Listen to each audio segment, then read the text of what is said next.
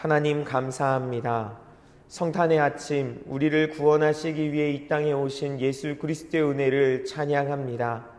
지극히 높은 곳에서는 하나님께 영광이요, 땅에서는 하나님이 기뻐하시는 사람들 중에 평화로다. 이 찬송이 우리의 입술과 삶으로 고백되어질 수 있길 간절히 원합니다.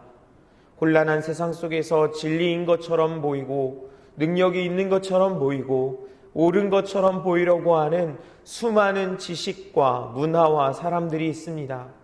하나님이 아닌 다른 것을 의지하도록 우리를 미혹하는 것들, 하나님, 때로는 힘과 권세와 지혜와 같은 것들을 우상으로 만들어 의지하도록 권유하거나 강요하기도 하고, 다른 것 믿지 말고 자기 자신을 믿고 자신의 능력을 키워야 한다고 주장하기도 합니다.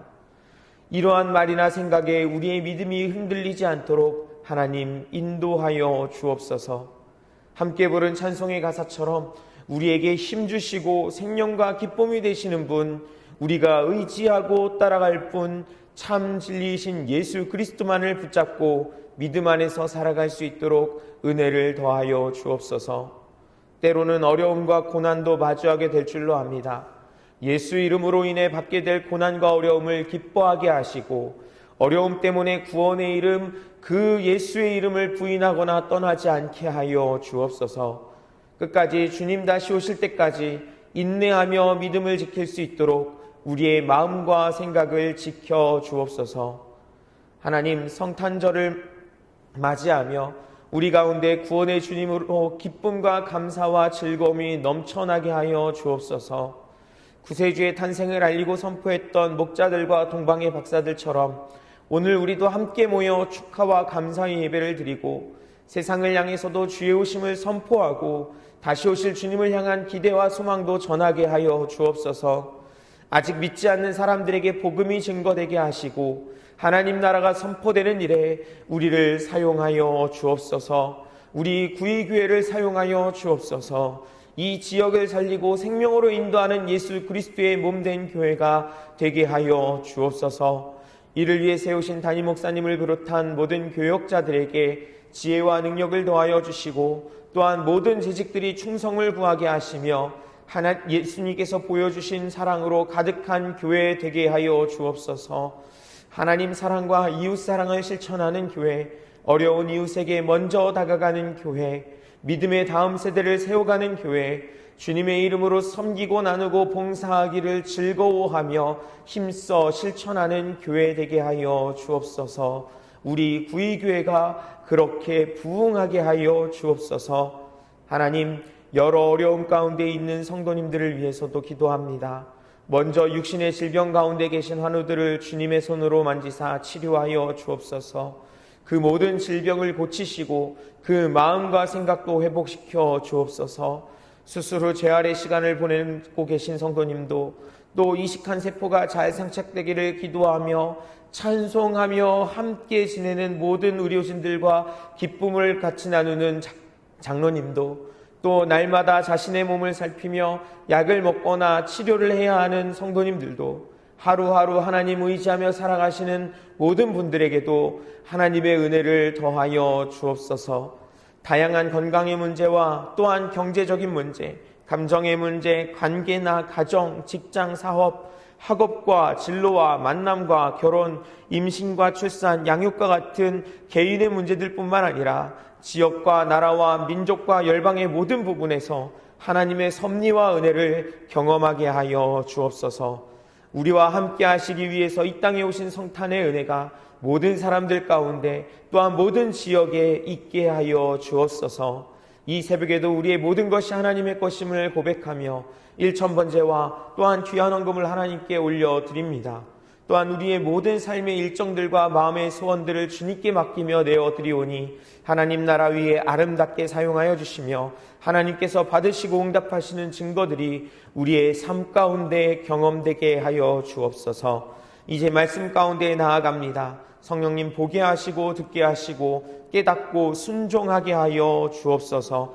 감사드리며 예수 그리스도의 이름으로 기도드립니다. 아멘. 오늘 함께 나눌 하나님의 말씀은 요한계시록 13장과 14장의 말씀입니다. 요한계시록 13장과 14장의 말씀을 나누는 이 아침에 이 예수님께서 이 땅에 오신 복된 성탄의 새벽에 임마누엘의 축복이 우리 성도님들과 가정과 직장과 모든 삶의 자리에 또 교회와 나라와 열방 가운데 가득하시길 주님의 이름으로 축복합니다. 오늘 성탄절 아침에 함께 읽을 말씀 요한계시록에서도요, 난해하면서도 한편으로는 잘 알려진 말씀이 13장과 14장입니다. 우리 13장의 마지막 절인 18절에 보시면 666이라는 숫자가 나오잖아요. 이 666이라는 숫자를 모티브로 하면은 다양한 영화나 드라마 또 책들이 만들어지곤 했습니다. 그래서 저도 어렸을 때 그 사람의 이마에 666 숫자가 박혀있는 그런 무서운 분위기의 포스터가 있었던 것이 아직도 기억에 남아 있습니다. 사람들은 오른손에나 이마에 666 표를 받아야만 생존을 위한 그 경제활동이 가능하게 되는 때가 오게 된다는 그런 내용의 이야기가 있었지요. 이 666이 무엇을 의미하는지를 두고도 갑론을박이 있었던 시기도 기억이 납니다. 이런 내용이 기록된 13장에는 두 짐승이 등장합니다. 첫 번째 짐승과 관련된 내용이 우리 1절부터 10절까지 나오고 또 11절부터 18절까지는 두 번째 짐승과 관련된 내용이 나옵니다. 우리 먼저 1절부터 4절까지 말씀을 같이 읽어보겠습니다. 내가 보니 바다에서 한 짐승이 나오는데 뿔이 10이요 머리가 7이라. 그 뿔에는 10 왕관이 있고 그 머리들에는 신성 모독하는 이름들이 있더라. 내가 본 짐승은 표범과 비슷하고 그 발은 곰의 발 같고 그 입은 사자의 입 같은데 용이 자기의 능력과 보좌와 큰 권세를 그에게 주었더라. 그의 머리 하나가 상하여 죽게 된 것 같더니 그 죽게 되었던 상처가 나음에 온 땅이 놀랍게 여겨 짐승을 따르고 용이 짐승에게 권세를 주므로 용에게 경배하며 짐승에게 경배하여 이르되 누가 이 짐승과 같으냐 누가 능히 이와 더불어 싸우리요 하더라. 아멘. 첫 번째 짐승이요 바다에서 나타난다고 합니다. 앞서 12장에서는 교회를 핍박하는 붉은 용이 등장했는데요, 바다에서 나온 이 짐승에게 이 붉은 용이 자기의 능력과 보좌와 큰 권세를 주었습니다. 이 짐승의 특이한 부분이 있는데요, 3절에 보시면 7개의 머리가 있다고 했는데 그 머리 중에 하나가 상했다고, 다쳤다고 합니다. 아주 많이 상해서 죽을 것 같은 모습이었는데요, 그런데 그 상처가 나아 회복되었다라는 것입니다. 그것을 놀랍게 여긴 사람들이 이 짐승과 용을 경배하였다라고 요한은 기록하고 있습니다. 이 짐승의 권세가 얼마나 큰지 하나님을 대적하고 비방합니다. 하나님의 택함받은 성도들과도 싸우는데요, 성도들도 이 짐승과 싸워서 이기지 못한다고 기록합니다. 모든 사람들이 이 짐승에게 경배할 것이고 성도들은 잡혀 죽임을 당하기도 하는 등 고난과 핍박이 있을 것이기에 인내하고 믿음을 지켜야 한다고 기록하고 있습니다. 그리고 두 번째 짐승과 관련해서는 우리 11절 한 절만 같이 읽어보겠습니다. 내가 보매 또 다른 짐승이 땅에서 올라오니 어린 양같이 두 뿔이 있고 용처럼 말을 하더라. 아멘. 두 번째 짐승은 땅에서 올라옵니다. 첫 번째 짐승이 바다에서 올라왔는데 두 번째 짐승은 땅에서 올라와요. 그런데 이 짐승에게는 어린 양처럼 두 뿔이 있고 말도 용처럼 한다라고 합니다. 앞서 나타났던 첫 번째 짐승의 모든 권세로 큰 이적을 행하고요, 사람들에게 우상을 만들어서 이 우상 숭배를 강요하는데 이 숭배하지 않는 사람들, 우상 숭배에 동참하지 않는 사람들은 핍박하고 죽인다고 합니다. 그리고 마지막 절에 보면은 사람들에게 666의 표를 받게 한다고 하죠. 여러분, 이 두 짐승, 첫 번째 짐승과 두 번째 짐승의 모습을 보면 여러분 무언가 생각나는 것이 없으신가요? 저는요, 예수님이 생각났습니다. 사망 권세 이기시고 부활하신 예수님, 그리고 세상 모든 죄를 지고 가는 어린 양이라고 했던 그 예수님이 생각났습니다. 첫 번째 짐승에 대한 죽을 것 같은 상처를 회복한 것이 부활하신 예수님의 모습과 비슷해 보입니다. 두 번째 짐승의 어린 양, 이 어린 양처럼 보인다라는, 두 뿔이 있다라는 이 표현이요, 어린 양이신 예수님을 생각나게 합니다. 여러분, 여기서 우리가 기억해야 할 것이 무엇이냐면요, 마귀, 사탄, 그리고 말세에 나타날 적그리스도는요, 자신을 마치 예수님처럼 보이고 그렇게 꾸미고 우리에게 찾아온다는 것입니다. 우리가 마귀라고 하면, 사탄이라고 하면 여러분 어떤 모습을 상상하시나요? 어떤 모습을 떠오르시나요? 그림 같은 것을 보면은요, 무섭고 혐오스럽고 막 날개도 달려있고 어둡고 음침한 그런 분위기, 그런 모습, 그림들을 우리가 많이 보고 또 생각을 하잖아요. 하지만 사도 바울도요, 고린도 교회에 보내는 편지에 이렇게 경고합니다. 사탄도 자기를 광명의 천사로 가장할 수 있다고 말입니다. 누가 봐도 무섭고 혐오스러운 모습, 그래서 가까이 다가가기 어려운 모습이 아니라 친근하고 부드러운 모습으로, 심지어는 능력의 모습으로 다가온다라는 것입니다. 여러분, 사기나 거짓이 아니라요, 정말 그런 능력을 행하고 보여준다는 것입니다. 죽을 것 같은 모습이, 어쩌면 다 죽어갔는지도 모르는 모습이 다시 살아난 것 같은 능력을 행한다고 합니다. 하늘에서 불이 내려오는 그런 이적을 모든 사람들이 보는 앞에서 행한다라는 것입니다. 내년을 준비하면서 보고 봤던 책 중에 하나가 한국교회 트렌드 2026이라는 책이 있습니다. 이 책은 10가지 주제를 이제 예측하고 또 그것에 대해서 이야기를 해주고 있는데요. 그 내용 가운데 한 주제가 이런 제목입니다. 호모 스피리추얼리스. 이게 뭐냐 하면 영적 인간이라는 뜻입니다. 종교 인구는 전 세계적으로 전 종교에 있어서 줄어갑니다. 우리 교회, 기독교뿐만 아니라 가톨릭도, 불교도, 이슬람교도, 이런 메이저급 종교들은 종교 인구가 줄어가는 것이 현대의 추세입니다. 그런데 사람들에게 설문조사를 해보니까 늘어나는 것이 있습니다. 뭐냐 하면 무속신앙입니다. 종교 인구는 줄어가지만 무엇인가 영적으로 의지할 대상을 찾는 사람들은 더 늘어나고 있다는 겁니다. 어떤 종교에 기이하진 않지만 현대인들은 영적인 것에 대한 관심과 욕구가 있다는 것이지요. 어쩌면 그렇기 때문에 이단이나 사이비의 사람들이 더 쉽게 빠지는 것일지도 모르겠습니다. 영적인 것에 대한 갈망은 있지만 어린 양이 아닌 다른 대상에게 그 갈망을 맡길 때 요한계시록 13장의 상황이 오늘 우리에게도 현실이 될 수 있는 것입니다. 그러기에 우리도 주의해야 합니다. 적그리스도는, 사탄과 마귀는 예수님을 모방합니다. 첫 번째 짐승의 모습처럼 죽음에서 다시 회복되는 모습도, 두 번째 짐승의 모습처럼 어린 양 같은 모습과 하늘에서 불을 내리는 이적 행하는 모습도 보여줄 수 있습니다. 그래서 사람들이 믿고 따르게 한다는 것입니다. 여러분, 본문의 표현대로 한다면요, 하나님의 생명책에 기록된 사람들 외에 다른 모든 사람들은 이 짐승에게 경배한다고 하였으니 얼마나 그 힘이 대단합니까? 능력이 있어 보입니다. 게다가 자신을 따르지 않는 사람들은 핍박하고 어쩌면 죽음보다 불편하게 하는 것, 그래서 따라올 수밖에 없도록 만드는 것이 더 무서운 전략일지도 모르겠습니다. 그렇다면 우리는 어떻게 이러한 모습들을 분별해야 할까요? 어떤 기준으로 바라봐야 할까요? 여러분, 적그리스도, 마귀와 사탄, 그리고 그리스도, 예수의 길, 하나님의 길, 생명의 길은 분명히 차이가 있습니다. 생명의 길은요, 하나님을 영화롭게 하고 하나님을 찬양합니다. 하나님을 나타냅니다. 예수 그리스도를 통해서 하나님 영광 받으시도록 합니다. 하지만 적그리스도는요, 하나님을 모독합니다. 예수님을 부인합니다.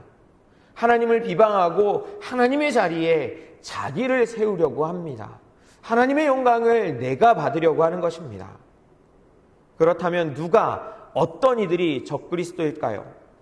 여러분, 멀리서 찾을 것이 아니라 나 자신을 돌아보십시오. 나를 먼저 돌아보십시오. 하나님만이 진리이시고 영광과 존귀를 받으실 분이신데 내가 그 자리를 차지하려고 하고 있지는 않습니까? 하나님의 말씀을 기준으로 옳고 그름을 판단하고 하나님 중심으로 살아가야 하는데 내 생각, 내게 좋은 것을 추구하며 나를 기준으로 살아가고 있지는 않습니까? 그렇다면 나 역시 적그리스도와 같은 존재가 될 수 있는 것입니다. 나의 한계를 인정하는 겸손함이 있어야 합니다. 내가 하나님의 자리에 서려고 하는 교만함, 하나님과 같이 되려는 악함을 경계하고 멀리해야 합니다. 사탄은 계속해서 우리를 유혹합니다. 너도 하나님과 같이 될 수 있다고 말입니다. 그것이 에덴 동산에서부터 우리 인간을 유혹했던 사탄, 그 유혹입니다. 그 유혹에서 우리 자신을 지키며 거룩한 믿음 위에 서는 저와 여러분들이 될 수 있길 간절히 원합니다. 14장에는요 어린 양의 이름과 하나님의 이름을 이마에 기록한 14만 4천의 사람들이 시온산에서 새 노래로 찬양하는 장면과 또 짐승과 그의 우상에게 경배한 사람들에 대한 심판, 그리고 두 가지 추수의 환상이 기록되어 있습니다. 이 가운데 우리 1절부터 5절의 말씀을 같이 읽어보도록 하겠습니다.